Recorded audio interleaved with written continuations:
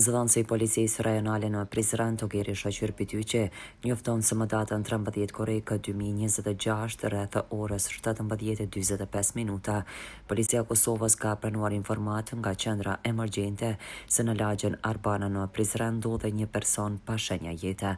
Sipas informacioneve fillestare dhe deklarimeve të dëshmitarve, viktima mashkull rreth 62 vjeç dyshohet se ka rënë nga kulmi i shtëpisë së tij derisa ishte duke kryer punime.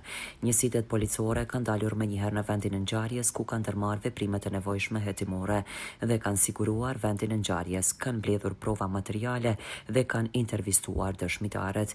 Lidhur me rastin është njoftuar prokurori i shtetit. Me urdhër të prokurorit, trupi pa jetë është dërguar në Institutin e Mjekësisë Ligjore për obduksion. Në kuadër të hetimeve, një person i dyshuar në cilësinë e punëkryesit është ndaluar për 48 orë. Lidhur me rastin është iniciuar hetim për veprën penale, heqje apo mos vendosja e pajisjeve mbrojtëse, sipas nenit 358 të Kodit Penal të Republikës së Kosovës, njofton Togeri Bityqi.